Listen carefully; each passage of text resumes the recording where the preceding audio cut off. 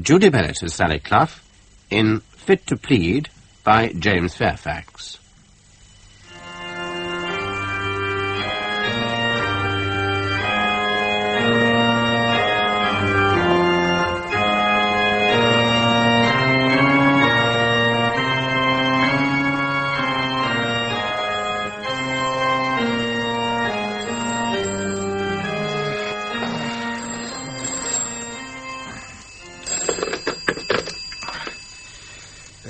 Peatfield 89651, Henry Tolley speaking.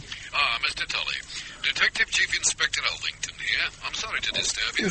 What is it, Inspector? It's 2:30 in the morning. Well, I've been trying to get the vicar, so I thought as you're his curate... You've rung the vicarage? Yes, there's no reply. Well, that's odd. I must be away. Mr. Granger didn't say anything. What is it, Inspector? A member of the public's just rung. Somebody's playing the organ in Peatfield Parish Church. The organ at this hour? The lights aren't on, but there are some people inside. You don't think vandalism? There's one possibility. With the church being so isolated... I thought it might be some sort of organ practice. No, not at this hour. I'll go out there right away, Mr. Tolley. Can you meet me there? I can be there in 10 minutes, Chief Inspector.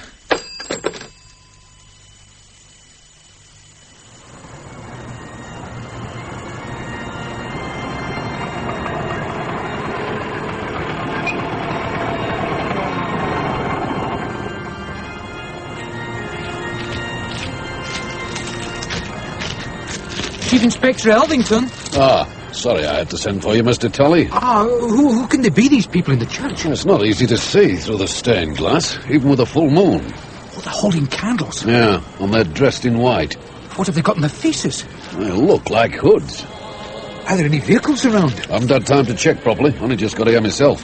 All the doors are locked. They must have keys. Unless they've forced a window. No sign of that. I've checked. Look, one of them's taking his robes off. Eh? And he's lying in front of the altar. This is witchcraft. Hey, it's a woman. Desecration. Oh, they're standing over her. They're holding hands.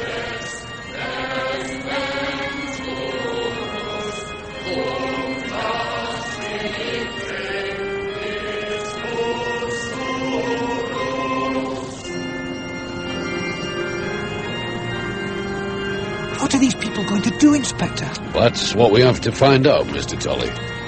How? By going inside. I should have brought my keys. We'll have to knock on the door and see what happens. But do you think... do you think they'll be violent? Oh, I doubt it. I'm not a violent man. Neither am I, unless I have to be. Here goes, then. Open this door. This is the police. Open the door.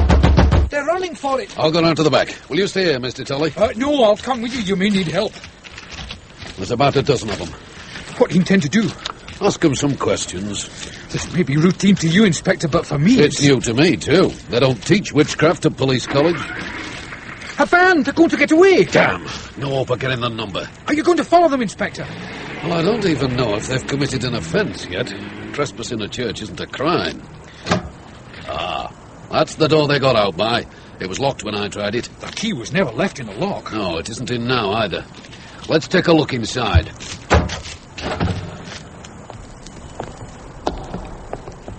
I'll put the lights on, Inspector. The switch is just over here. I'll shine the torch. Oh, thank you. Here it is. Oh, that's better. Now we can see what we're doing. Well, the candles are lit on the altar, but they aren't our candles. Oh, they're black. Black candles. And what's that on the altar? It looks like a skull. It is a skull. Hey, there's some drawing on the altar cloth. Been done with a felt pen.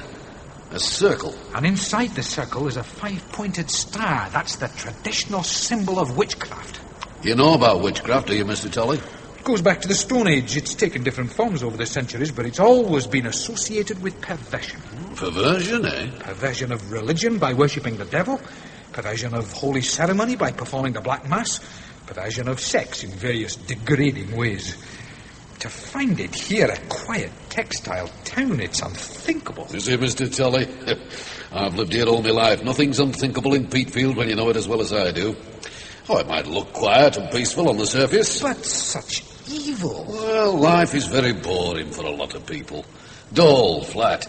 All these black stone buildings, the row of back-to-backs, the mists. The sort of thing they've been doing in here tonight. It obviously gives them a kick. Oh, here's one of those robes. Aye, the lady hadn't time to get dressed. It's in two parts, a sort of hood with eye holes to cover the face. That underneath part's made out of a sheet. So degrading. I'd better take possession of all these objects and pursue my inquiries. Now look, Miss Luff, I tell you it is not possible. Clough, Dr. Phoebe. My name is Clough, Sally Clough. It is impossible for you to see Mr. Stanton. He is in this hospital because he is a very sick man. I have a duty as a probation officer. I also have a duty, Miss Clough. Roger Stanton is my patient in my hospital. How long have you lived in England, Doctor? Many years. The court has to have a report. I don't know if you're aware of the system. I am aware of the necessity to cure the minds of my patients. The judge always has to have a social inquiry report before he sentences the accused. There will, however, be no sentence for Mr. Stanton. If he's found guilty of killing his wife, there's bound to be. Before a man can be found guilty, he must first be fit to plead. If his mind is so disturbed that he will not understand the proceedings, he is unfit to plead. In such a case, he is not even asked to say if he is guilty or not guilty. If he's unfit to plead, he'll be detained indefinitely. In Broadmoor. But Doctor, suppose he wants to deny it. Deny what? That he battered his wife to death with a poker. If he is unfit to plead, there is no further trial. The law does not allow it. Not even when the accused is a solicitor, like Mr. Stanton. I have been told to do a report. I shall send to the judge a very detailed report on Mr. Stanton's condition. And there will be a report also from my friend, Dr. Clarendon. The prison doctor, yes. But the judge will also It was want... the judge who ordered that Mr. Stanton shall come to my hospital. It was a condition of his bail. At least I ought to see Mr. Stanton. What is the purpose of looking at a very sick young man? Well, I should know that he is actually here. And what do you think I have done with my patient? What treatment is he getting? Peaceful surroundings and the necessary drugs for his condition. What is his condition, Doctor? You shall see my report. I'm sorry to be so persistent. I'm also sorry about that. In my job, I have to be persistent. You are a very young woman, Miss Clough. You are not more than, 25 years? You a mind reader, Dr. Phoebe? Mind healer, Miss Clough. And it is my intention to heal this patient's mind, if that is possible. It may not be. So many questions from such a young woman. Perhaps I may also ask a question. How long have you been a probation officer? Nearly a year. That is a very short time. But you are yet so strong. Life has made me strong. Tell me about that, Miss Clough. Does it matter? If you answer my question, I will answer your question. All right. When I was 16, my parents were killed in a car crash. So I left school and became a shorthand typist for a couple of years.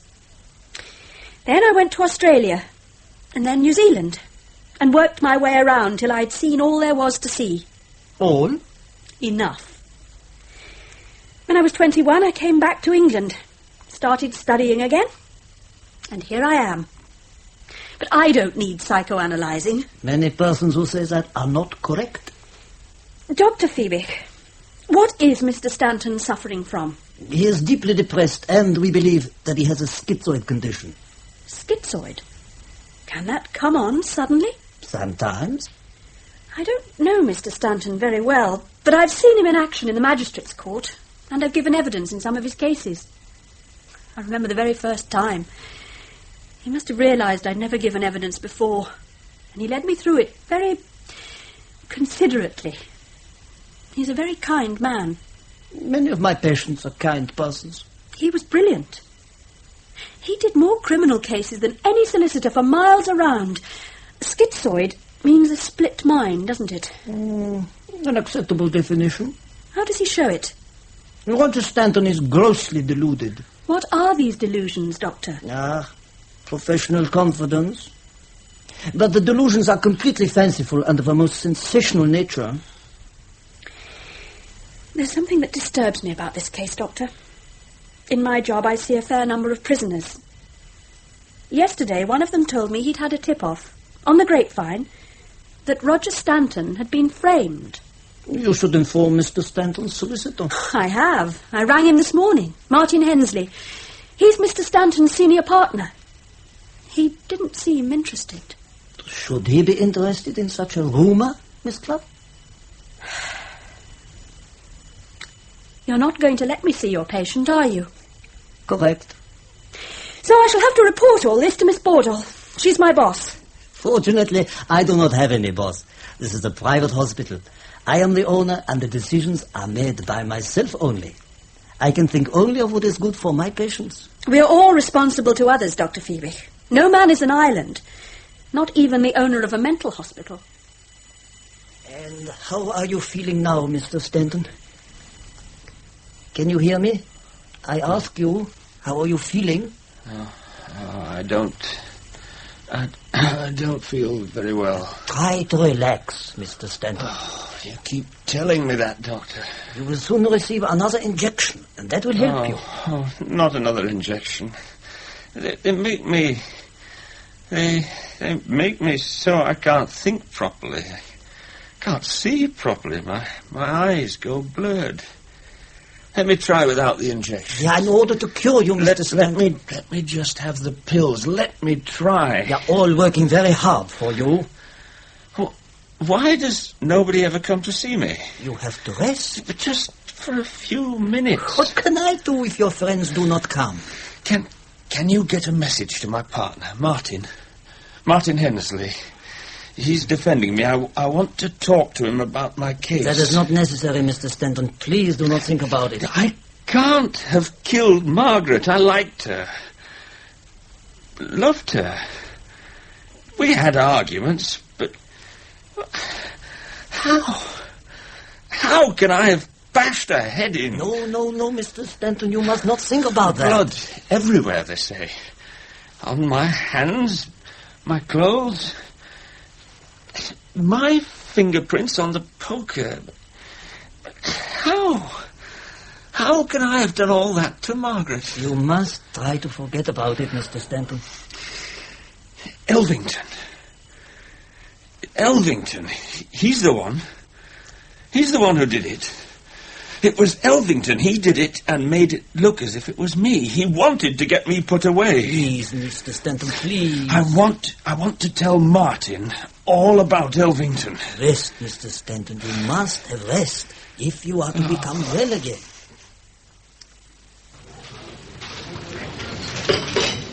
Another coffee, Sally? No, thank you, Miss Bordell.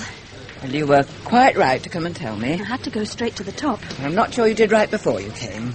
There are procedures, Sally. There are proper paths. The most direct path may not be the best path. It may lead you through a minefield. You knew that Roger Stanton had a solicitor acting for him, and you should have obtained his permission before you went anywhere near that hospital. When I phoned Martin Hensley about the tip-off, he didn't want to know. I don't think he's very bright. I've watched him in court a few times. Oh, he's polished, but not bright. Well, whatever you think about Mr. Hensley, he is Stanton's solicitor. You should have gone to him first. If he said no, you could have said so in your report. Nobody could have blamed you. Avoiding blame isn't the only object in life. Of course it isn't. Roger Stanton's been caught in some kind of trap. You can't believe every tip-off, Sally. He's helpless lying there. Locked away for life. I think that's what Dr. Phoebe wants, so that he can shut Stanton's mouth. And I wouldn't be surprised if Martin Hensley wants the same. But think a moment. Why should either of them want to shut Stanton's mouth, as you call it?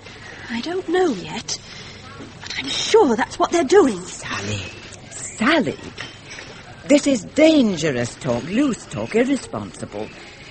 Now, you've done very well since you came to us. Don't spoil it all by too much emotion.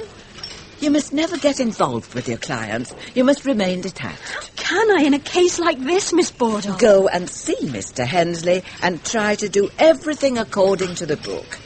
You'll find it's the quickest way in the end.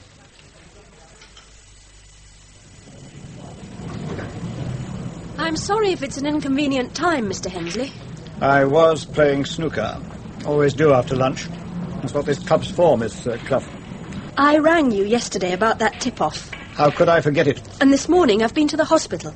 Yes, I know. I was very cross when they told me. You know? Small place, Peatfield. Tight little place. Everybody knows what's going on. You should have come to see me before you went to Phoebus Hospital, you know. I apologise. Either I'm representing Roger or I'm not. I want to do the best I can for Mr. Stanton. So do I. So do we all. But you just leave all that to me. Social inquiry report, that wouldn't do any good at all. Not in Roger Stanton's case. There's nothing anybody can do for Roger Stanton. And I wish there were. Despite what he's done to me. Tell me about that, Mr. Hensley. Tell you what? About Roger Stanton. I need all the background I can get. Well, I took Roger into my firm when he was 18 because I knew his father. He was a foreman at Bellersley's. I did his conveyance, you know, when he moved house. Was Roger at the local grammar school? One of the best we ever turned out. I was very glad to have him. I said he could build up the court work side. Never appealed to me much. Court work. Oh, my God. He did build it up. Oh, yes. Turnover up every year. Everything in the garden was perfect. And then this business. As you'll know, it's been in all the papers, on the TV, the lot. What you won't know is what it's done to my practice. Clients can forgive a solicitor a lot, Miss Clough, but to murder his own wife, like that, takes a bit of swallowing, leaves a nasty taste behind. You don't want any more publicity, do you? It's hitting my practice. Would you prefer Mr. Stanton to be found unfit to plead? Exactly what are you inferring, Miss Clough? I want your permission to go and see Roger Stanton. I really can't see the point. I'd still like to see him. There'll be 2 medical reports. Dr. Phoebic's been talking to you, hasn't he? I do talk to my clients, Doctor, from time to time, yes. You'd criticize me if I didn't. It is a tight little town, Mr. Hensley. You were right. I've never realised just how tight it is. Almost incestuous. There's no need to be rude. But, Mr. Hensley, just let me tell you this. The more that the people of this town try to close doors to me, the more I shall kick at them. At the people? No, at the doors.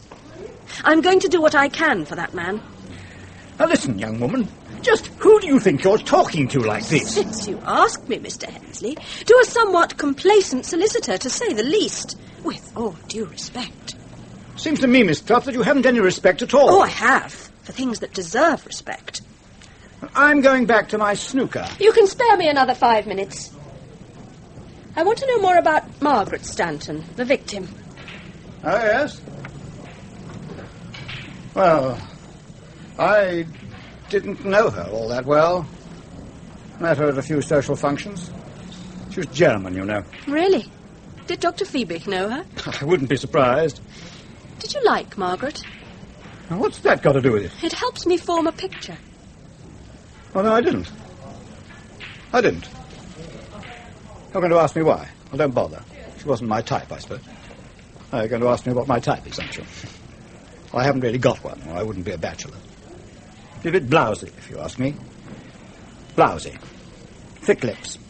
Big earrings. Lots of bosom, showing most of it. Could have been a barmaid, you know. Not to put too fine a point on it, she was a bit of a tart. Was there any scandal about her? The people used to say things about her. Don't ask me what, I don't really know. Maybe they were prejudiced against her because she was German. Patriotic little place, Peatfield. How can we prove that Mr. Stanton is fit to plead? Well, now, suppose he is fit. Where does that get us? If you've read those statements, it's all nail on, you know. Either way, he's inside for years and years, and Broadmoor's a lot better place than Dartmoor. To prove he is fit to plead, what evidence would we need? Medical evidence. But his own doctor's against him. So is the other side's doctor, Clarendon. I don't intend to give up, Mr. Hensley. Believe me. Goodbye, my dear. I'm so glad you called. Smithson? Sir? You got a phone book there? Certainly, sir. I want to make a call, Smithson, to the Chief Probation Officer, Miss Bordall.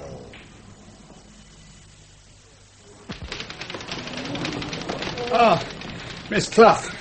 So it's you. Sorry to interrupt you, Dr. Crowley. Sorry to be so out of breath. I've been teaching the lads the noble art of boxing. They told me you were here when I rang the surgery. Ah, let's sit down then and tell me all about it. Thanks. I've been getting myself into trouble, Doctor. Professional trouble. Ah, how can I help, my dear? You know this murder case, Roger Stanton? Oh, doesn't everybody in Peatfield? They talk of nothing else when they pour into my surgery, like cattle market day in Ballygooley. Well, I've been asked to do a social inquiry report on Stanton. But I've been to Dr. Phoebic's hospital, and Phoebic won't even let me see him. Old bullet head. He wouldn't.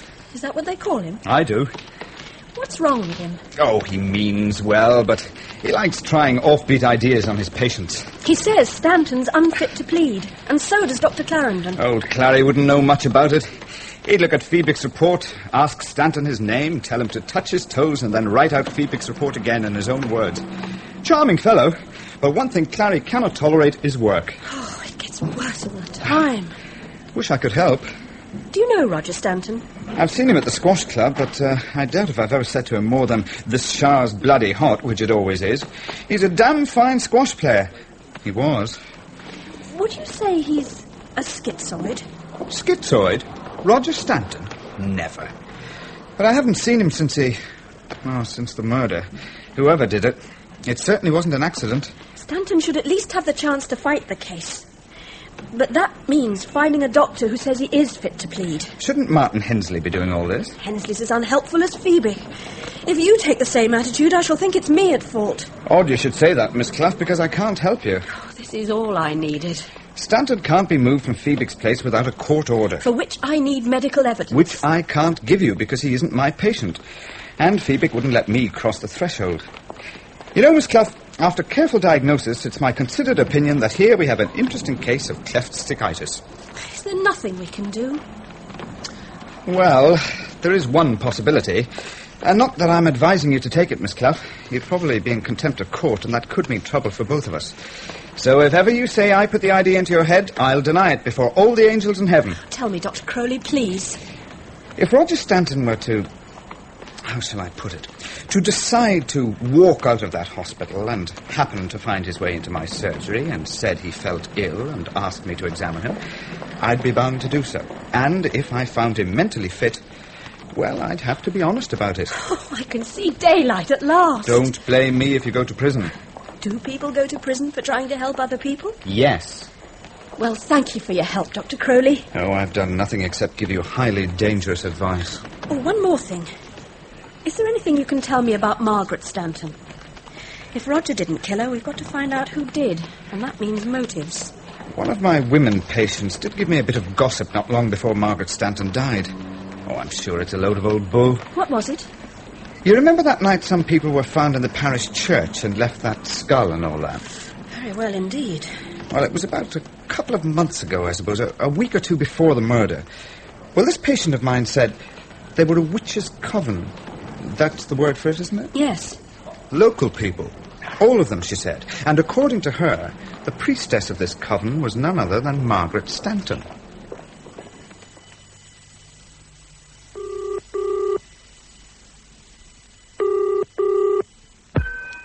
Hensley, Stanton and Company. Martin Hensley speaking. Sally Clough here, Mr. Hensley. I've found a doctor who's prepared to examine Mr. Stanton, if only we can get him out of hospital. And how do we do that? Could we apply to the judge, do you think? Not without evidence. You'd need somebody who could say from his own knowledge that Roger ought to leave there. I don't know anyone who's seen him in hospital, except the doctors and you. If you saw him yourself, you'd soon change your attitude. I accept the challenge. Miss Clough, have you no other clients to attend to? If you haven't, I have. Goodbye, and please don't trouble me again. Now there's no alternative. I've got to do it. Mr. Stanton, I am here in order to give you a new treatment. No, please, Doctor, not another injection. I don't need it. I am the doctor and you are the patient, Mr. Stanton. I've been feeling better. It's been coming back after the concussion or whatever it was. I have to be able to prove it wasn't me, that I didn't kill Margaret, that it was somebody else. Elvington, he's the one. Delusions, Mr. Stanton. They're not delusions. And you may not remember, but 2 days ago you told me your wife was a witch. She was. She admitted it, and we had that terrific argument. And then you killed her? No, I didn't kill her. She wasn't killed till the next day. I got home, and there she was, lying there. I didn't do it. It wasn't me. Will nobody believe me? Will nobody help me? Why will nobody help me? Martin. Where's Martin Hensley? Mr. Hensley is paying for you to stay here. Oh. That is important help for you. He should be seeing Elvington. That's what he should be doing. Dr. Phoebe speaking. Miss Sally Clough is here to see you, Doctor. She's in reception. Oh, Himmel. Yes, I will come and speak to her. In my office. Excuse me for a few minutes, Mr. Stanton. I have to inform you, Miss Clough, that at last my patience is exhausted. You talk about your patience, Doctor. I've been having a somewhat trying time, too. So I've decided that if you don't let me see Roger Stanton now, I shall go to the judge tomorrow and tell him the whole story and ask him to transfer Mr. Stanton to another hospital. If you throw me out, it will strengthen my case. You are threatening me, I think. I'm sure I am. I've tried reasoning and pleading, and I'm moving on to threatening, yes. What is your real interest in this case, Miss Clough? Roger Stanton is not a friend to you. He's a client. And do you do all this for every client? I've never had such obstruction before. In some ways, Miss Clough, I admire you. You have spirit. Oh, thank you for the concession, Doctor. And now you can take me to Roger Stanton's room. That is no problem, Miss Clough. I must see him alone. There's no objection to that. No objection at all. I remember you. Yes, I do remember you now, Miss Clough. You were very kind to me, Mr. Stanton. Was I? It's very good to see you. It's good to see anyone. No one's been near for days and days. Phoebe says you're suffering from a schizoid condition. Schizoid? How do I know if I've got that? Isn't one of the symptoms of being a schizoid that you don't know you are one? The immediate problem is to prove you're not. Then we can get you tried. Then we have to prove you're innocent. No. Oh, it's for the prosecution to prove I'm guilty beyond reasonable doubt. You're no schizoid, Mr. Stanton. I have a doctor lined up to examine you as soon as you can get out of here. How do I get out? Through that window. It's the only way. It'll have to be at night. Oh, I'm so confused. Phoebe's been giving me drugs. Roger, who did murder your wife? I can't prove it, but I'm sure Detective Chief Inspector Elvington is behind it all. He had it in for me. I was defending in a corruption case that's coming up, and I was trying to get proof that he'd invented some evidence. Elvington is bent, you know. Ask any prisoner he's given evidence against, they all say the same. What can you remember about the murder? There was this big argument with Margaret the day before. Mm-hmm. I'd seen her go to the phone, look up a number in her diary, and then speak to someone about that business in the church, the witchcraft thing. She was obviously there when it happened. You never suspected anything like that? Oh, it was just a hell of a shock. And so we had this argument, the neighbours heard, and things got thrown, broken. And the next evening, when I got home, I found Margaret in the living room, and there was blood everywhere. And then everything went blank, and the next thing I remember is being in hospital and Elvington was asking me questions. Whoever killed Margaret must have been hiding and attacked me from behind, knocked me out, and then made it look as if I'd killed her. The police say I got hit on the head in the struggle with Margaret, but there was no struggle. How can you prove that Elvington's involved? I think the secret lies in that diary. There's a telephone number, and I think it's Elvington's. Who has the diary? Guess. Not... Yes. He's in charge of the case. The diary isn't referred to in the prosecution statements. There isn't even a reference to witchcraft. Elvington wouldn't want it, would he? Did you tell the police about Margaret's phone call? I couldn't remember that part then. I've had a lot of time to think while I've been in here. I don't see why Elvington should kill your wife and frame you for it, even if you were going to expose him in the corruption case. If he didn't do it, he's shielding the man who did. Or the woman. Well, yes. Elvington says you admitted killing Margaret when he interviewed you. Putting on the verbals. It's the oldest trick in the Crooked Copper's book.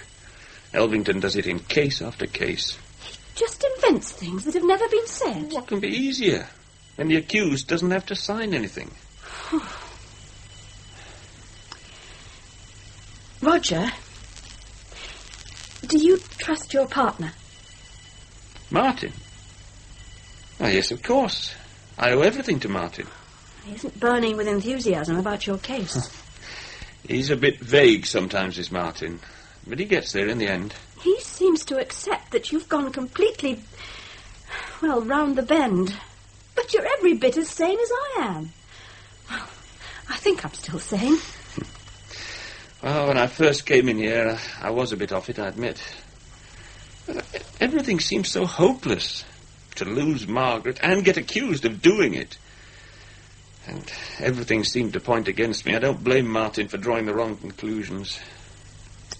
I expect Phoebic's taken your clothes away. Burnt them, I shouldn't wonder. Does your watch keep good time? What? Yes, perfect. Yes, it agrees with mine. Don't let Phoebic give you any more pills today. Pretend to swallow them, but keep them on your tongue. I want Dr. Crowley to see them. Well, and I want you wide awake when I come to this window at 3 o'clock. That's in just under 10 hours from now. I shall tap on the window. Open the top part, and I'll hand some clothes through. Well, how will you get them? The police have the keys to my house. I'll borrow some from social services. They won't be Savile Row. Anything to get out of here. Then you can undo the latch, and we'll slide the lower part up. And out you jump. My car will be just outside the gates, ready to race you to Dr. Crowley. This is like a commando exercise. Can you say any other way? I'm not objecting. Right. I'll be outside your window at 3 o'clock sharp, then. And do not go to sleep.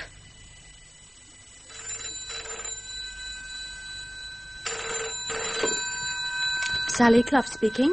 Mary Bordle here, Sally. Oh, hello, Miss Bordle. Sally, I know it's nearly 9 o'clock, but I must see you. It's very urgent. Tonight? Yes. Oh, can't it wait till tomorrow? I think not. Well, all right, yes.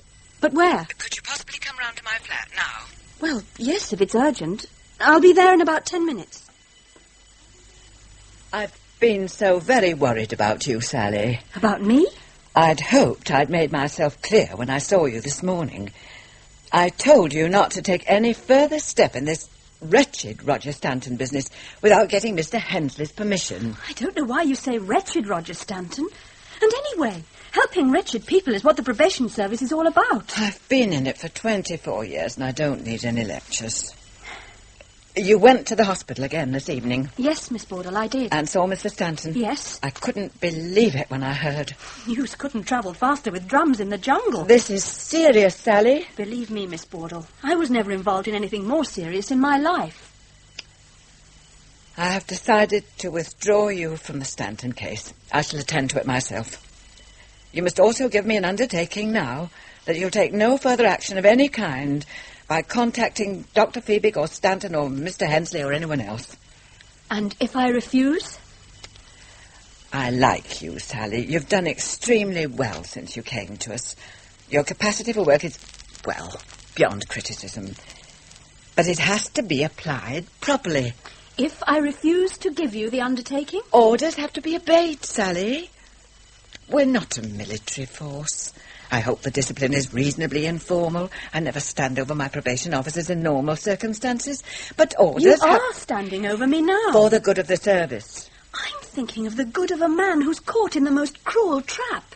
He needs my help. My instinct is to give it. Can that be wrong, Miss Bordle? Your instinct isn't wrong, of course it isn't. But we cannot always do what our instincts tell us, now can we? That way lies all the human wretchedness that you and I deal with every day of our lives. Prisons are full of people who only know how to obey their instincts. So, if I refuse the undertaking and continue to help Roger Stanton? You will be suspended until the probation committee have considered the matter. Well, that's plain. Do try to see my point of view, Sally. Don't throw your career away. Miss Bordle, do you think Roger Stanton did kill his wife? That has nothing whatever to do with either you or me. It's for the court to decide, not the probation service. There is evidence that his wife was a witch. A what? A witch, so-called. What evidence? Roger's wife had a diary. Roger's wife? This diary probably has a telephone number that could lead us to these witch people, and the one who killed her. My dear Sally, you're living in fairyland. I'm going on with this, Miss Bordle. Yeah, I've done everything I can to help you, Sally. Whatever happens, nobody's going to blame you. Think again, please, before you burn your boats. I'm sorry, Miss Bordle. Good night. One does one's best. One does one's level best for people.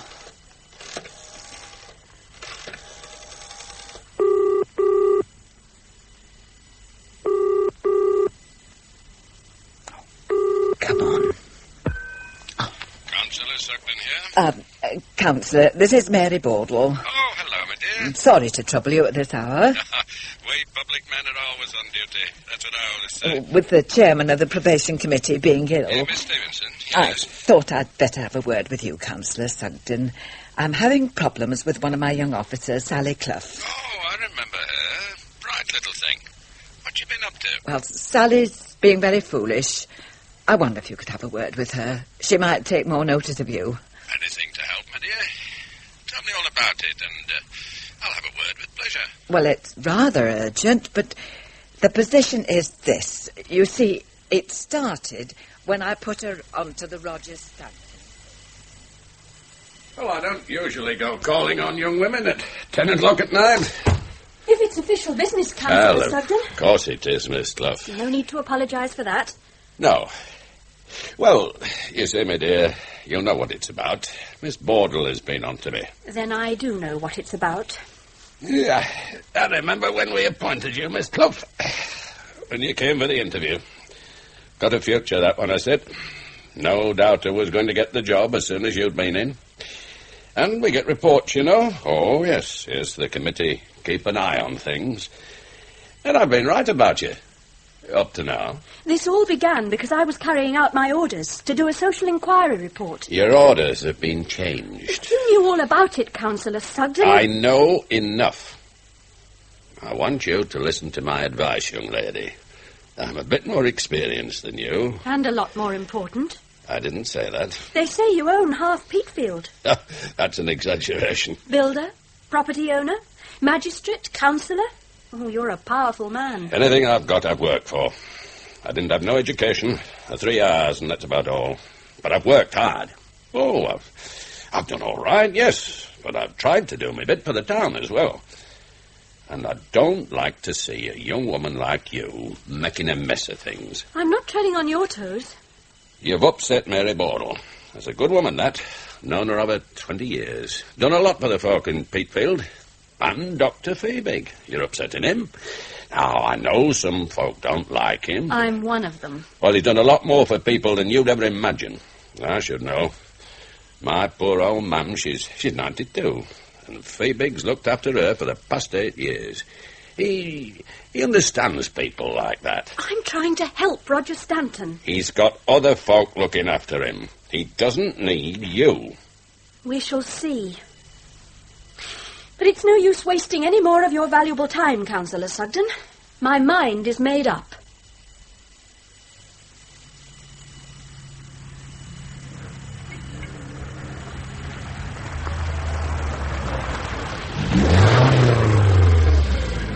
Hello, Miss Clough. 4-star, yours, isn't it? I'm okay for petrol, Charlie. Do you still have a mechanic on duty? Not at 11:30 at night. Can I do anything? There's definitely something wrong with Moppet. Carburettor or plugs or points or petrol or something. Now, first tell me what it's doing wrong, dear. Well, she's difficult to start, especially when she's warm. And I've got rather an important job to do tonight. Rowing another bank, are we? Not exactly. Get away, Cara. I should make a better one if I were you. Begging your pardon. We're robbing a bank in an MG midget. I've got to help a client. And Jay registered at that. Don't be so rude about Moppet. Pull her across to the service bay, Miss Clough, and I'll have a look. Things I'd do for you, me darling. And I love you for it, Charlie. You know I do. There's no need to apologise, Miss Bordall. It's good to see you again. Things can get a bit lonely in here at midnight. Well, I was glad you happened to be on duty, Mr. Elvington. There's a very worrying matter. It concerns the Roger Stanton case. Oh, yes. One of my junior officers was asked to prepare the social inquiry report. I thought so. You know about this? Miss Sally Clough. What do you know about it? Quite dishy, isn't she? Quite what, Chief Inspector? I mean, she's a very nice young woman. She's very likeable. But she's been upsetting people, poking her nose in a bit too far. So you've heard. That's part of my job, Miss Bordall. To keep me here as close to the ground as I possibly can without actually falling on my face. I have heard it suggested that the murdered woman in the case... Margaret Stanton. Yes, that she was involved in witchcraft. Well, she was. Oh? Well, there are definite pointers. She was in on that moonlight mumbo-jumbo in the church. Have you evidence? Wouldn't stand up in court. But people tell you things, you get hints, you pick up traces here and there. We've reason to think that some very prominent people in Peatfield are mixed up in this witchcraft thing. But the closer you get to the centre, the harder it is to get the facts. They sew their lips together. There's a conspiracy of silence. Well, as you'd expect. It's not the sort of thing people want splashing about, especially when one of them's been murdered. Do you know who any of the other witch people are? 3 of them. It's a long way to go. Yeah, it's not all that important. The witch thing's got nothing to do with the murder, that's my opinion. So why should I embarrass a lot of my fellow Peatfielders for nothing? Well, that's considerate. I was sorry in a way I couldn't press on with it. Fascinating. There was a particular word that kept cropping up. A word? A sort of password as far as I can gather. What is the word? Angelica. Angelica? What does it mean? My guess is it's a way of letting another person know you're in the Brotherhood. Or sisterhood? It's got both sexes in it, oh yes. Mr. Elvington, are you quite sure that Roger Stanton is guilty? Open and shut. Argument, fingerprints, blood all over his clothes, confession. What more can a jury want? I'm relieved to hear it. The only slight doubt I had at one time was about, well... About what, Inspector? Well, there was a fingerprint on one of the deceased's earrings that we couldn't eliminate. It isn't hers, or Stanton's, or anybody's in the shop where she bought it. We don't know whose it is. Do the defence know about this? This negative evidence doesn't lead anywhere. Of course, we shall tell them if they ask a specific question. Well, there's no point in handing them things they can twist and make a meal out of. Stanton used to be very good at that. Who has the dead woman's diary? I have. It's in my safe over there. May I see it? Why, Miss Bordall? Well, I'm having disciplinary problems with Sally Clough. She's made certain allegations, and I want to be fair to her and to Stanton. Well, the diary isn't relevant. Then there can't be any harm in my seeing it. I haven't the authority. Who has? The Director of Public Prosecutions, but he might leave it to the judge to decide. Which makes it difficult. Regulations. We all have regulations, don't we? Oh, yes. One last matter, Chief Inspector. That corruption case that's coming up, the planning officer. Arnold Fielder. Roger Stanton was defending. His partner's taken over, Martin Ensley. Is that good news for you? I'd rather have Ensley defending. Because it'll be easier for you. He's a very reasonable man, Mr. Ensley. He's easy to get on with. Known him for over 20 years. I've never fallen out with him. Not once. He's a different type of man from Roger Stanton. Frankly, Miss Bordall, Stanton is too aggressive. And thorough? Oh, I'll give him that. He's thorough. He does a lot of digging in every case he takes on. And he usually turns up something. At least he did. What would he have turned up in the corruption case, Chief Inspector? We'll never know. Is Arnold Fielder the only one involved? He's the only one who's been charged. But the tip of the iceberg? There's big money in town planning. So a number of Peatfielders can sleep more easily now that Stanton's out of the way. Could be. You couldn't give me any names. In confidence, Chief Inspector. As much as my job's worth. I've heard Stanton was going to make some allegations against you. He did that every time. Those were his tactics. Attack the police, accuse us of inventing things, planting evidence, making up confessions. Oh, it could be very effective. Jurors are very gullible people, and anti-police, a lot of them. But Stanton won't be trying those tricks again. Oh, no. That young man has done it for the very last time.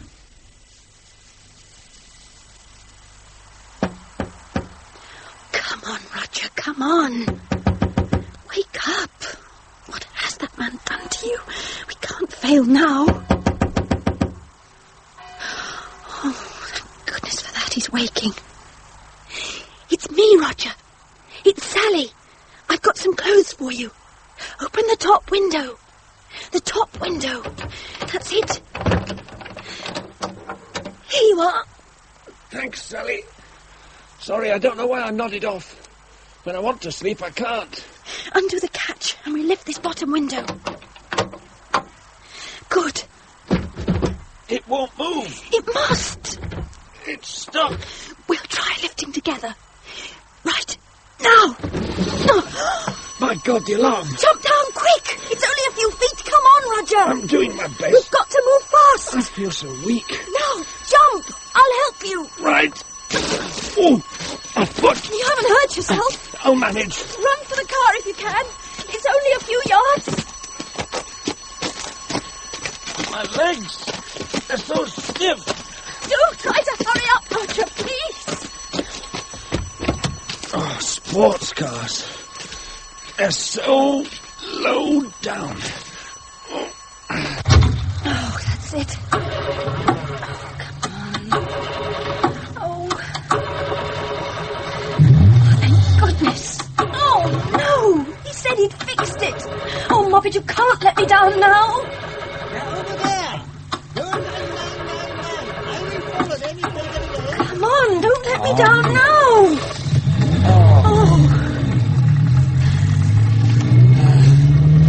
Phoebe has a Mercedes. He won't catch me. It's the best driver, not the best car that wins.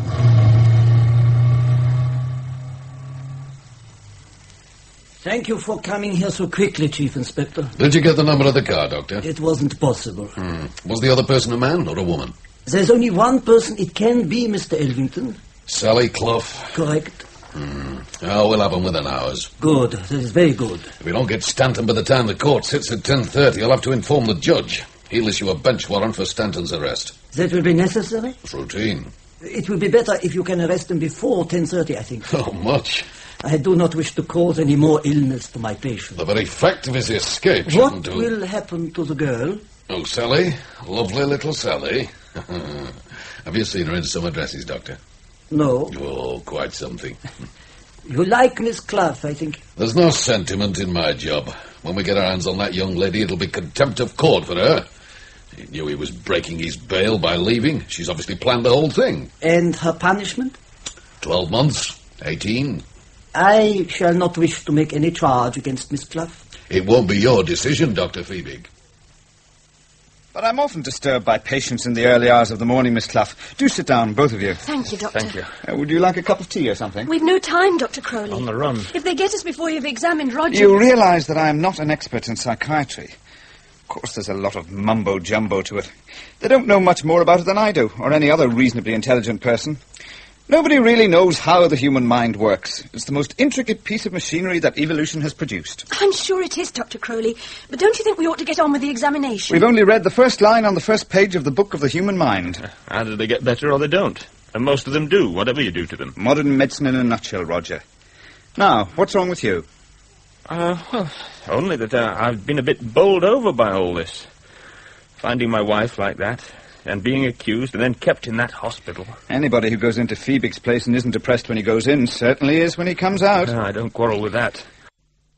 Clough is a patient of yours. She is on my list, yes. Oh, we want to see her. It's urgent. We think she might try to contact you. Oh, why should Miss Clough try to contact me, Inspector? Well, I can't explain now, Doctor, but if she does, will you give me a ring? I can't deal with this now, Inspector. I have a patient who's bleeding. I see. I'm sorry. I must have a patient who's bleeding. Several of them. Did you bring the pills, Roger? Yes, they're here. Now, let me see. Ah, I thought so. Carl Feebig's speciality. The rest of the profession gave these up years ago. Are you religious, Roger? Well, Not specifically. Meaning what? Well, it's all very wonderful and well worked out and intricate. But how do I know if there's a being behind it all, pulling the strings, listening to my thoughts, and writing it all down in a great big book? A somewhat simplified view of religion. Of course I'm biased. I'm a Catholic. A congenital condition. And our religion is deliciously complicated. Complexity is all, as in Victorian architecture. But the report. We're here for a report and there's so little time. Miss Clough, when you are talking to your patients, do you always ask them direct questions? I think so. Then I commend my method to you. You can learn much more about a person by asking irrelevant questions. And now I've said that, Roger, you'll suspect everything I ask you. I shall try to give honest answers. Oh, a most abnormal patient you've brought me, Miss Clough. Honest answers, indeed. I thought you might want to ask Roger about the case, his case. If I don't forget. There may be a knock at that door at any moment. I shall stall them. Now, let me feel your pulse, Roger. Mm-hmm. Yes. You have a pulse. That is very satisfactory. Is your heart still beating? Rather fast. Excellent. Keep it going. After what Miss Clough just said, I thought I should check in the essentials. Oh, before I forget, did you kill your wife? I did not. Good. What makes you tick? Are you back onto religion? Answer it how you like. Whether we like it or not, we are here.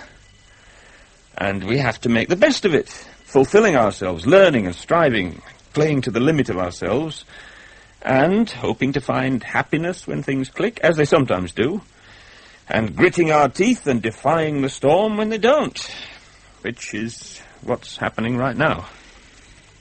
Miss Clough, your friend is frighteningly sane. He should be examining me. You can have your report or statement or illuminated address or whatever. Oh, there's your fee, Doctor. What fee? Oh, I'm not on your list. Mr. Stanton, do you think I'd have on my list a man who wants to drag my profession down to the penny-scraping level of your own? Thank you for all you've done, Dr. Crowley. My dear, I've done nothing but have an interesting conversation, one of the lost arts of this busy world. We have to go and see Martin Hensley before he leaves for work, and before we get arrested. Oh, he'll be playing with his model trains. He is whenever I call. Are you his doctor? Didn't you know? I did not. I did. I'll write out that report now.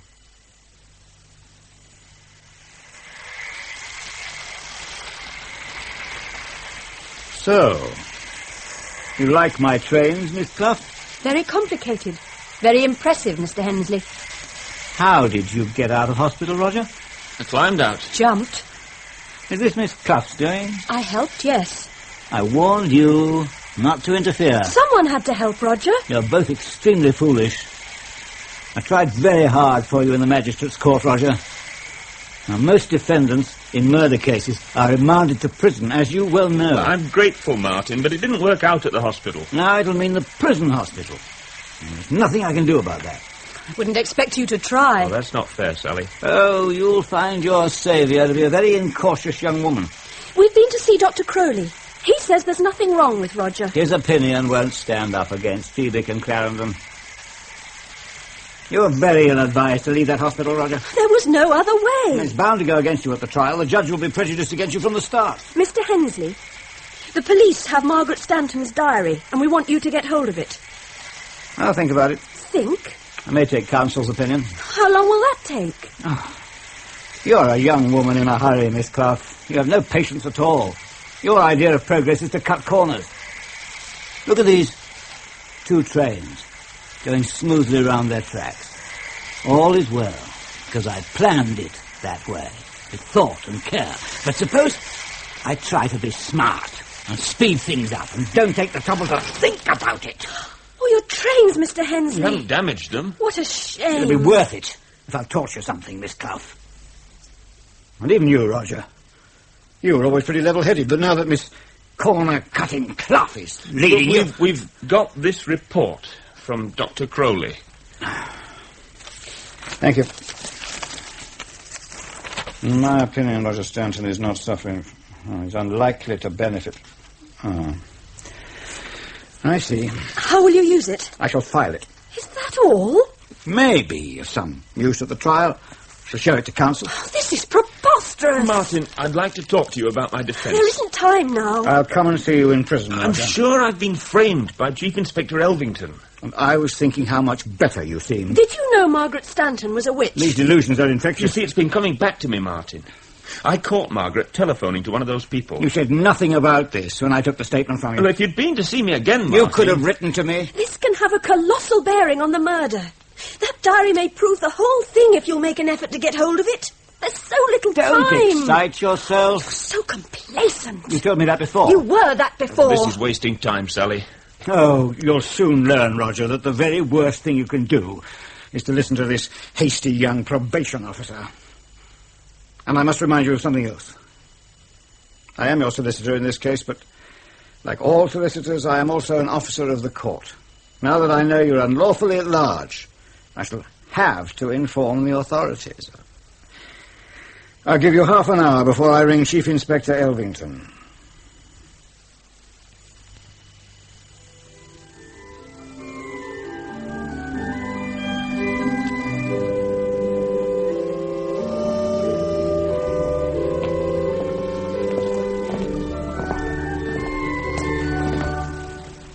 Are you looking for me? Mr. Granger? I'm the vicar, yes. But you're Mr. Roger Stanton, aren't you? And you're Miss Clough. How did you know? Well, the police have just been here. They showed me photographs. What did they say? An escaped murderer, they said. Mr. Stanton is a solicitor. Yes, I know. And I'm not a murderer. You must help us, Vicar. We're preparing Roger's case, and it looks as though witchcraft comes into it. This places me in a difficult position. The witchcraft? The police. They were inquiring. We're not asking you to do anything wrong, Vicar. Did you know that Roger's wife was a witch? Well, I did hear something. It has been common talk. That ceremony in here, the night they left the skull, did you find out who they were? In course of my ministry, one hears many things. But you can hardly expect a person holding my office to blacken the character of any person in his parish by repeating mere gossip. You play the organ very well, Vicar. Oh, thank you. You're kind, Miss Love. I play merely for relaxation. This is my way of relaxing in the Lord's house, and a means of praising him. Does it give a feeling of power to play the organ like that? Power, Miss Clough? Not power. Elevation, perhaps. Spiritual elevation. Vicar, one of those white robes was left behind that night. Yes. Well, I can show it to you if you like. Come into the vestry. And the skull, Vicar? Chief Inspector Elvington sent them both back to me. Not that I have any use for them either. They have a certain curiosity value. You could have destroyed them. Well, I scarcely applied my mind to the matter. The robe is in here. It is in two parts. The top part, it's a hood with eye holes. The lower part's made from a sheet. What are these brown marks on the front? Blood. Blood? Dried blood. They were analysed. So the police knew about them? It is the blood of an animal. Can we see the skull? Yes. It is in this cupboard. There. Grinning down the centuries. Yes, indeed. He may not be very old. The skulls always grin like that. He hasn't many teeth left. It could be a she. Skulls are usually he's. That's feminine logic for you. If you like, yes. Intuition. Ah. What a high forehead he has. That means intellect. This one must be a man. Alas, poor Yorick. That you should come to this devil worship in Peatfield Parish Church. Yes, indeed. But that is enough, I think. So, that's all they left behind? Oh, there were a few candles and some wax droppings. And there's been no repetition since that night? No. There is, however, a full moon tomorrow, is there not? Are you expecting a repeat performance, Vicar? One has to be on one's guard now. I have arranged for volunteers to stay here tomorrow night. If you would care to join them... We have other things to do. The police. They mustn't find us. Where can we hide, Vicar? Will you give us away? If If I'm asked questions, I shall do my best to do my duty. It is not always easy to say what one's duty is in this modern world. It was good of that friend of yours to lend us her flat like this, Sally. Oh, Celia and I always help each other. We should have gone further away from Peatfield. Let me get you a drink. Something soft, please. I must keep a clear head and get all these drugs out of my system. Roger, you said you were defending in a corruption case. Arnold Fielder, planning officer. A man who wanted to build a house is supposed to have bribed Fielder £1,000. Mm-hmm. Oh, thank you. Elvington fixed Fielder with some admissions he never made. Can you prove that? Fielder had a hidden tape recorder. And the tape? Well, it's quite different from Elvington's account of the interview. Who's got the tape now? Martin Hensley. Is he going to use it? He must. Then what does Elvington gain by getting rid of you? I know it doesn't all add up, but I'm sure that case has got something to do with it. Planning permission is like gold these days. A lot of people in Peatfield have been at it. The Fielder case is only the tip of the iceberg. Then there's Carl Fiebig. I don't see how we can connect him with Margaret's death. Except they're both Germans. I don't like Councillor Sugden. They say he's a millionaire. That man's name crops up too often. I've come across him in case after case, but he's always in the background, just out of sight. Put Sugden on the list, then? I suppose they're all in it together. One big monstrous coven of witches. Working for the CIA? Sally, why should one of Margaret's fellow witches want to kill her? She could have threatened to expose one of them. She could have been blackmailing the one who did it. Oh, we are going to win, Roger. Suppose I hadn't met you. But you have. Rash, hasty, corner-cutting me. Are you glad you came to live at Peatfield? It has its moments. No, it's not a bad place. They're a rough, tough, rude lot of people sometimes, but underneath there's heart and grit. Have you ever seen the snow powdering the Pennine hills as the sun catches them? It's good to be alive then. It's good to be free, good to know that you've years and years of health and hope and effort and achievement ahead. That's what I used to feel. And you will again, Roger. Here it comes. It may not be them. This is it, Sally. We shall win through, as long as we keep our heads. As Marie Antoinette said. Ah, Chief Inspector Elvington. Why, Miss Clough. Good morning. What a pleasant surprise. May I come in? Do, Chief Inspector. Thank you.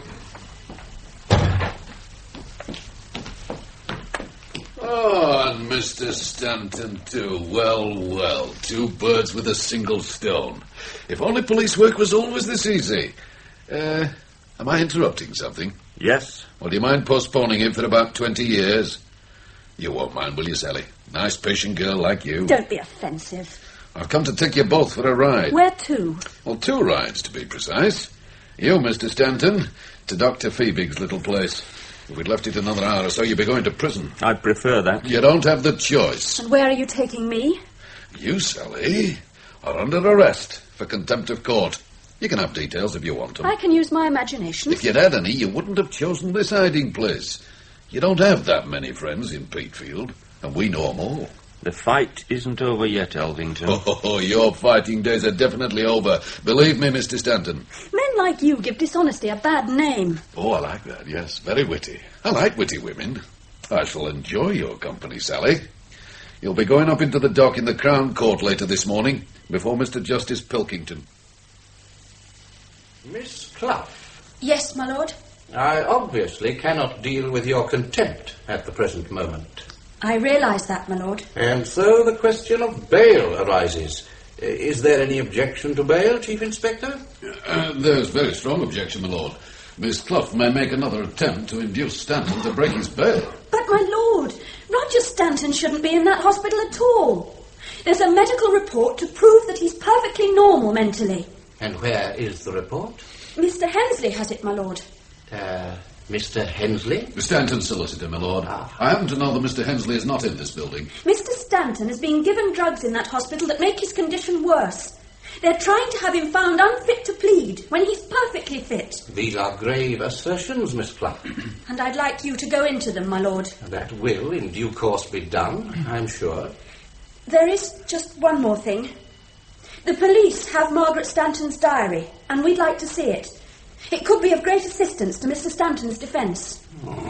What do you say about that, Chief Inspector Elvington? Well, the diary has no relevance at all to Miss Clough's contempt of court, my lord. But the two cases are interrelated. Do you object to handing over the diary? I do, my lord, yes, as things stand. Then let us see how they stand at 2 o'clock this afternoon. I shall interpose this matter then. Have the diary here at that time, Chief Inspector. I also want Roger Stanton bringing here. In the meantime, he must not be given any more drugs.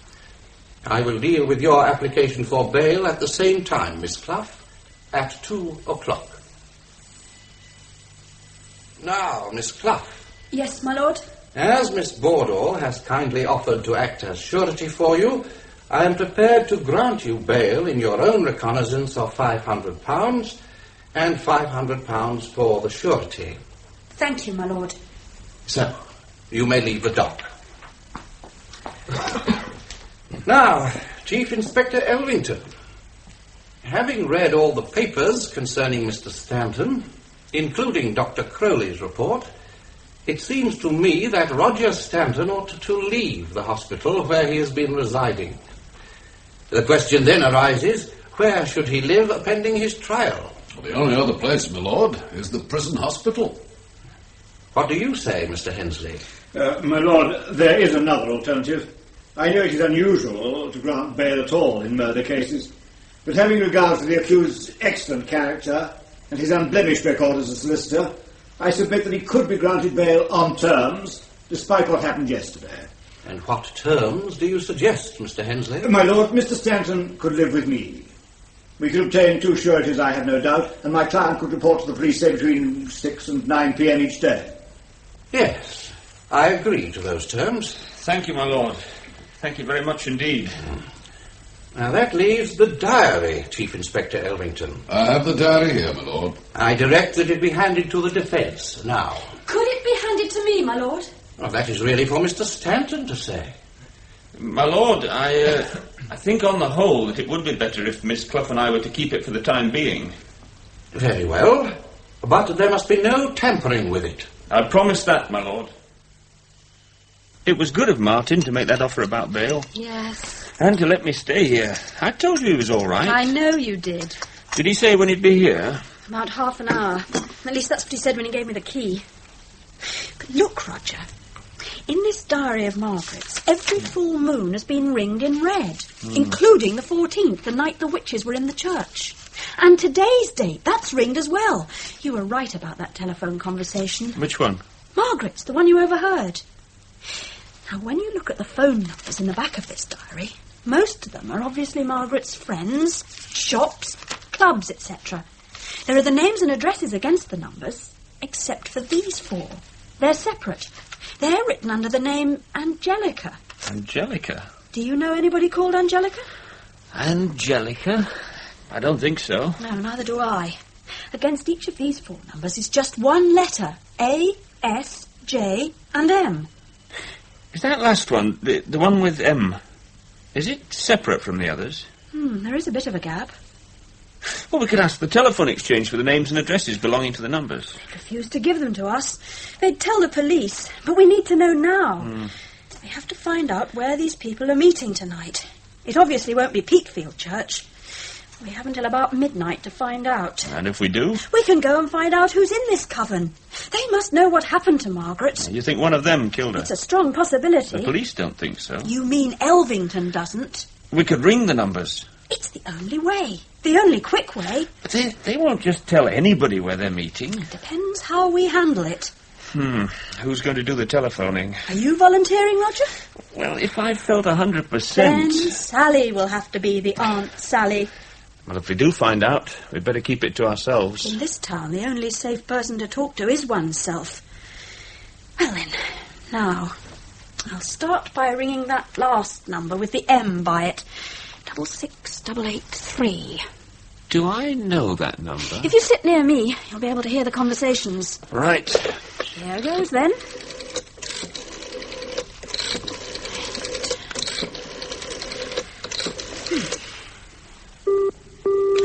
Engaged. There is somebody there. Ringing up about tonight's ceremony. Could be. Now let's try A. It could be Angelica.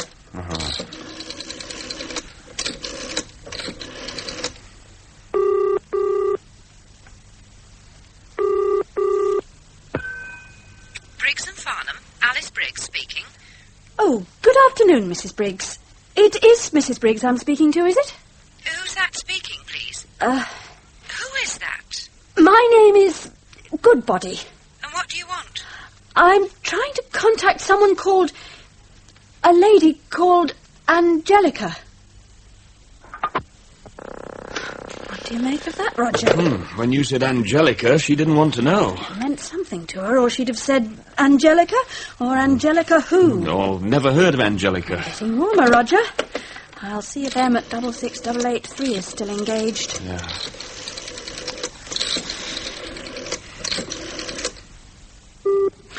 Very talkative. Must be a woman. Roger, are you a male chauvinist? And a bit of a pig. Do your own telephoning. It's a joke, darling, joke. And who are you calling darling? What was that? You called me darling. Me? I did? Your memory was pretty feeble before, but now it's backed up altogether. Now, that's unkind, Sally. Joke, darling, joke. But I do call people darling. Oh, do you? It just sort of slips out. You need attending to, Mr. Stanton. But we have work to do. You could still face a certain criminal charge, remember? Yes, I can't forget that. Let's try S. S for Sally. It isn't my number.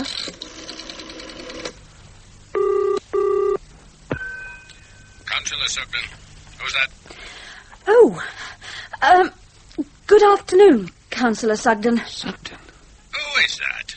Sally Clough. Remember me? What do you want, young woman?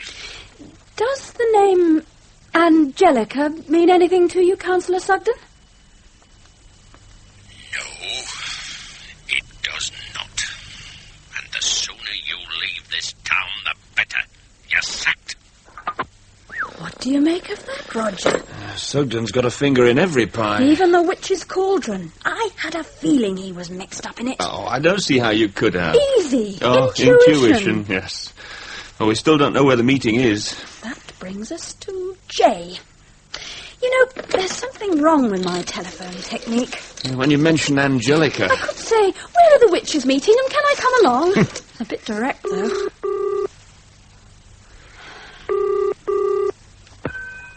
Hello? Who's that? Who's that, please? Joan Halliwell. What is it you're wanting? I'm ringing... It's all very hush-hush. But I'm ringing, Joan, because Angelica told me to get in touch with you. Oh, are you the new one? That's right. And you want to know where it is? Yes, please. St Mark's Church, Cottingford. At usual time. See you there, dear. Got it. Right. Cottingford. How far's that from here, Roger? It's about 15 miles. She said the usual time. Yes, that was about 2 o'clock last time, wasn't it? One last try with M. He might tell us what time they begin. Yeah. 8,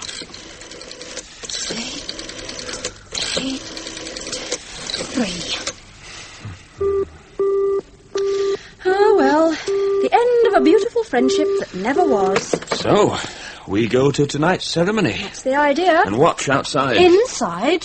How? All we need are 2 white hoods and 2 white sheets. Oh, that's daring. We've got to be. Well, that must be Martin. Yes. Where do we get the sheets? I can't ask Martin. We've run up his phone bill already. Well, we can buy some. And then needle and cotton. Guess whose job that'll be. Hello, Martin. I came as soon as I could. We found the coffee, etc., thanks. We've had a stroke of luck.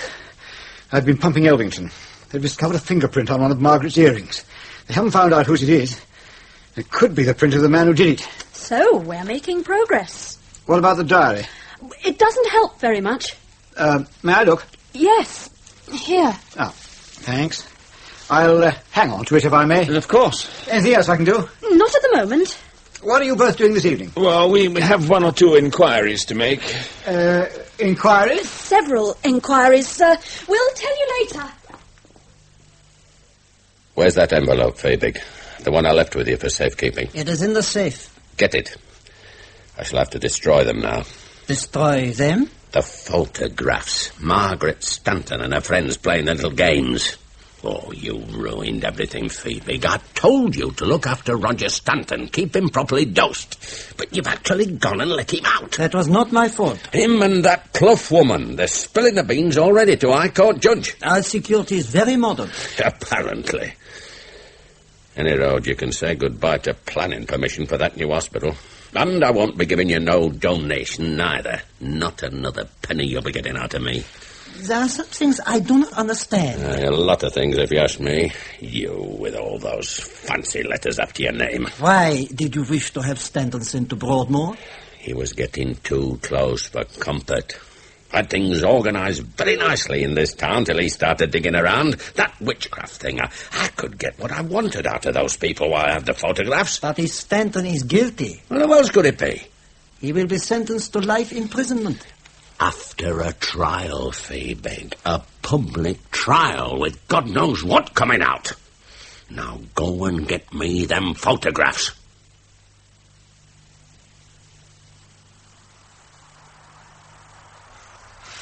Cars should have heaters that work when they've stopped. The cars or the heaters? Oh, don't be legalistic, Sally. Oh, they must be here soon if they're coming at all. You don't think they've seen this car and shied off? It's too well hidden. The moon's very bright. I think they'll park on that side of this hedge. We'll see them, but they won't see us for the trees. If they're all in that van they used last time, they'll lumber us when we tag on to the end of the group. Nobody knows who's who in the fancy dress. Should we put it on now? Wait till they come. Then we'll play it by ear. Play it by fear? No, intuition. Oh, that. Never fails. Is that a car, Sally? It must be them. There's only one lot of headlights. Oh, it's coming this side of the hedge. Do you think they're dangerous? No, just weird. They're bound to see us. Oh, those headlights. I can't see a thing. It's going to stop here. Hide your face. How? Oh, pretend we're lovers. Yes, good idea. Oh.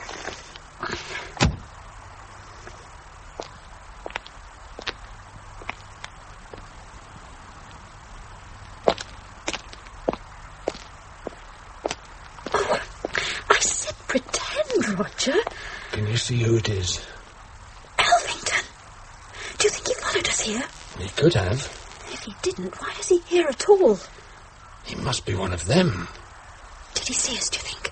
Unless he's gone blind. But he may not have recognised us. Never having seen us in this position before. Where's he gone? Towards the church. Oh, I've lost sight of him. It all fits. If Elvington is one of them. My intuition says no. Sally, I wish we had some sort of plan. This playing it by ear. Prefer to follow the music? Uh-huh. I'd rather follow it than face it. Look, more cars.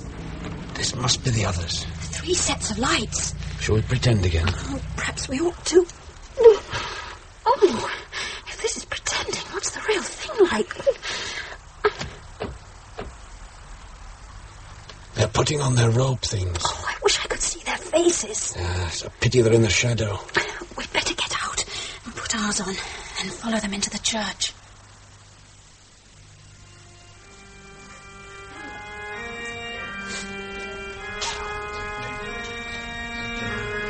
Sally, the man at the door didn't even speak. Just gave us candles. What weird-looking people. Have you seen yourself, Roger? It's the flickering candles. Oh, like the Ku Klux Klan. Won't they notice an extra tomb? Perhaps they're having a membership drive. In any case, they can't see who the extras are. Do you think Elvington is one of them? He could be anybody. Why is nothing happening? We're all just sitting here. Can you see who the organist is? It could be the vicar, but with that hood on. They're all going up to the altar. Oh, we'd better follow. The one in the middle is taking his clothes off. So he is. So she is. who we are. And we shall see who they are.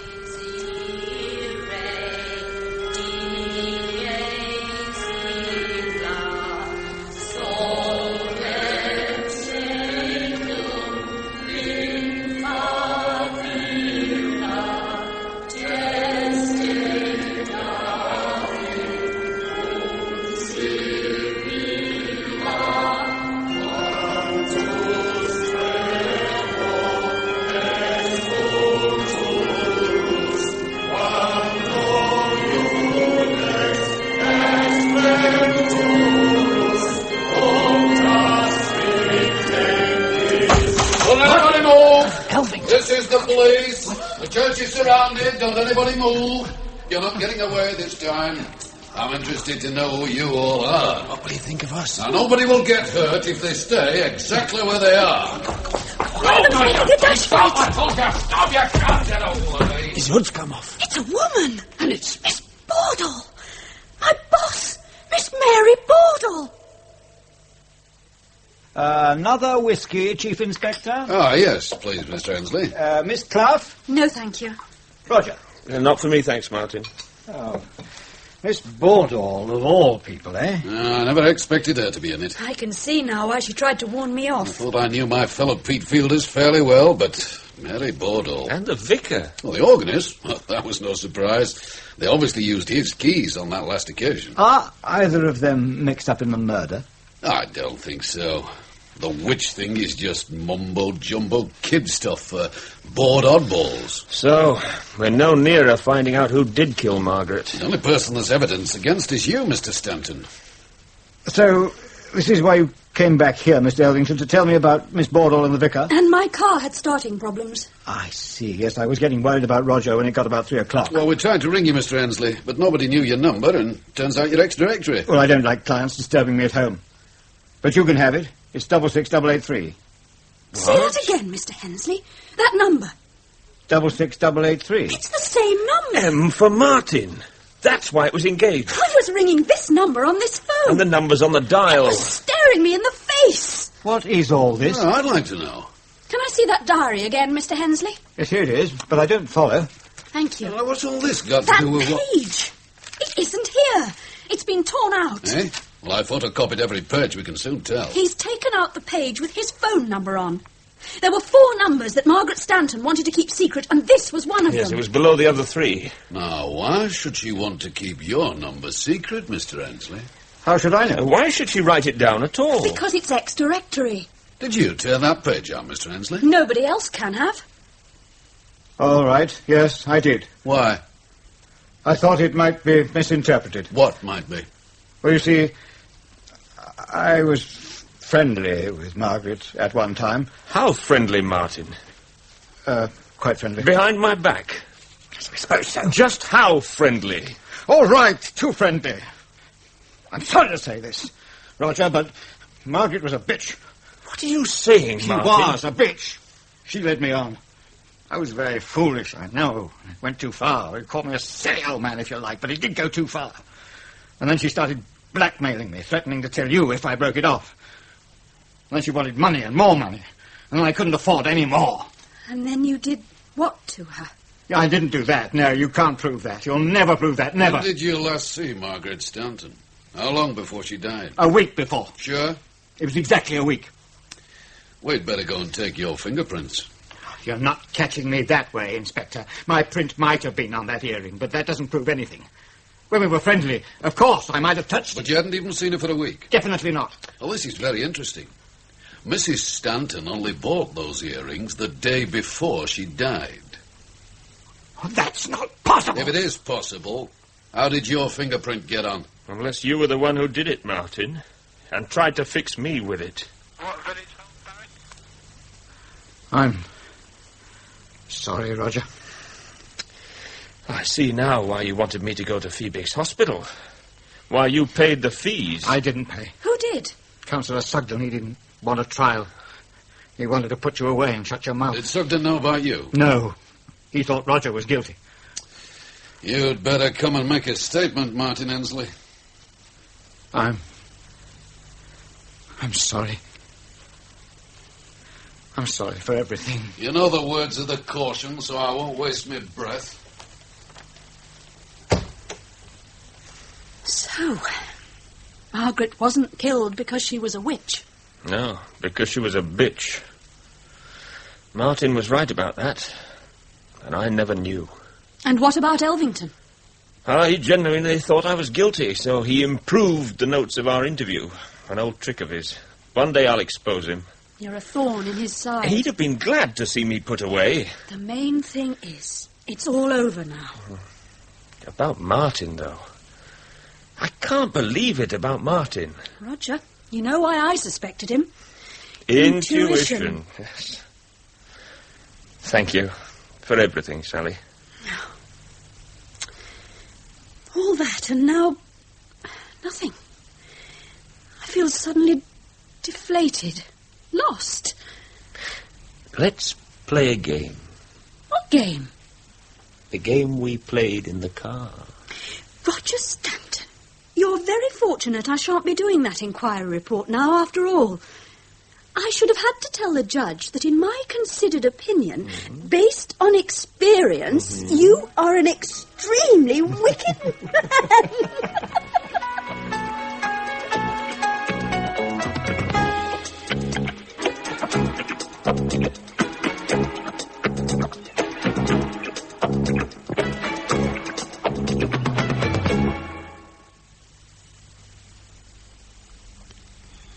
In Fit To Plead by James Fairfax, Sally Clough was played by Judy Bennett and Roger Stanton by Paul Chapman. Elvington was David Marlowe, Phoebic, Paul Webster, and Martin Hensley and the garage attendant, John Franklin Robbins. Tooley was Eric Allen, Mary Bordall, Joan Matheson, and the Reverend Richard Granger and Councillor Sugden, Ronald Badley. Sean Crowley was played by Dermot Crowley, Mrs. Briggs, Judith Barker, and Mrs. Helliwell, Marie Dixon. The organist was Keith Elcombe, and the play was directed in Manchester by Kay Patrick.